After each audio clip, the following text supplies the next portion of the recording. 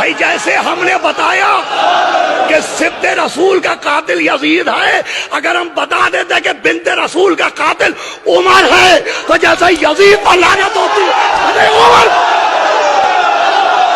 اکثر لوگ یہ سوال کرتے ہیں کہ آیا صحابہ کو گالی دینے سے کوئی کافر ہوتا ہے یا نہیں؟ فتاوی فریدیہ، فتاوی حقانیہ تمام، اور یہاں تک کہ مفتی شفیع صاحب رحمۃ اللہ علیہ نے انہوں نے بھی یہ بات لکھی ہے کہ صحابہ کو گالی دینے سے کوئی کافر نہیں ہوتا۔ ابھی سوال یہی ہے کہ اہل تشیع حضرات جو صحابہ کو گالیاں دیتے ہیں تو یہ بات غلط ہے۔ شیعت کے اندر، فقہ جعفری کے اندر گالی دینا، البتہ وہ تبرہ کرتے ہیں ان صحابہ سے جنہوں نے اہل بیت کو دکھ دیا۔ ابھی ہم ان کو برا بھلا کہیں جب ہمارے تمام فتاووں میں یہ بات موجود ہے، تمام کتابوں میں یہ باتیں موجود ہے۔ آپ تاریخ الاستیعاب اٹھائے، آپ تاریخ طبری اٹھائے، آپ البدایہ والنہایہ اٹھائے، وہاں پہ معاویہ کی کرتوتیں سارے موجود ہیں۔ وہاں پہ ساری باتیں انہوں نے کہ کیا عمر نے بی بی فاطمہ کو گھر جلانے کی دھمکیاں نہیں تھی؟ کیا بی بی فاطمہ وہ دربار نہیں آئی بھی تھی؟ وہ دربار آ گئی، 4 گھنٹے مسلسل دربار میں کھڑی تھی۔ اگر ان کا حق نہیں تھا تو وہ دربار میں کس لیے آئی؟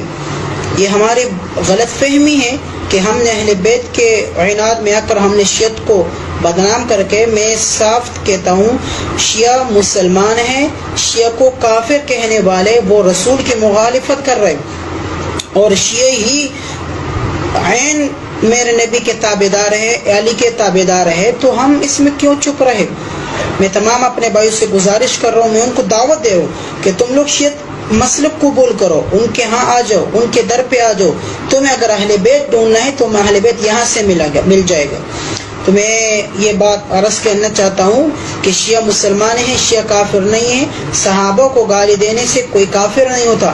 اگر کوئی آدمی معاویہ پر لعنت کرے، طعن کرے، تو معاویہ اس کا حقدار ہے، کیونکہ معاویہ نے کتنے کرتوتے اسلام میں، دین میں، نبی علیہ الصلوۃ والسلام کے بعد انہوں نے اپنی زمانے میں کیا کیا نہیں کیا۔ انہوں نے خانہ کعبہ میں گھوڑے دوڑائے، انہوں نے کیا نہیں کیا، انہوں نے حرام چیز کو حلال کر دیا، حلال چیز کو حرام کر دیا۔ یہ ساری چیزیں ان کے ہاں موجود، ہمارے تمام اہل سنت والجماعت دیوبند کے مسالک کی کتابوں سے یہ چیزیں آپ کو مل جائے گی۔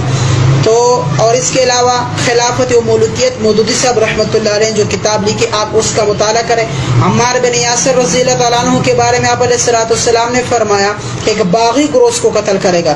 تو ملا علی قاری رحمۃ اللہ علیہ نے شرح فقہ اکبر میں لکھا ہے، اور پھر اس طرح اور محدثین نے یہ بات لکھی ہے کہ یہاں تک کہ مولا علی قاری رحمۃ اللہ فرماتے ہیں کہ جو آپ علیہ الصلوۃ والسلام نے فرمایا تھا کہ ایک عمار بن یاسر ایک باغی گروہ قتل کرے گا، تو جنگ صفین میں اس دن نبی علیہ السلام کے راس کھل گئی، جس دن معاویہ کے مقابل میں عمار بن یاسر شہید ہو گئے۔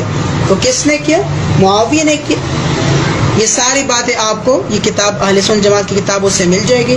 اور میں آخر میں پھر یہ بات کہتا ہوں، شیعہ ہمارا مسلمان بھائی ہے، اور میں بھی اہل بیت سے محبت کرنے والے ہوں۔ اگر کوئی مجھے شیعہ کہے تو میں شیعہ صحیح، باقی اہل صحابہ کو گالی دینے سے کوئی کافر نہیں ہوتا۔ وہ ہمارے اکابر کو کافر کہیں، اس سے وہ خود تو کافر نہیں ہو جاتے نا۔ یہ بھی سن لو کہ تک صحابہ کو کافر کہنے سے آدمی کافر نہیں ہوتا۔ یہ اپنے ہی اکابر کے فتاوا میں نے پڑھا ہے۔ میری بات آپ نے سن لی، میری سطح بہت بلند ہے، میں نے ان لوگوں کو پڑھا ہے، ایمانداری سے پڑھا، اور ان کے اصل دفتر میں نے کنگالے کہ شیعہ کہاں سے چلے اور ان کے علم کیا۔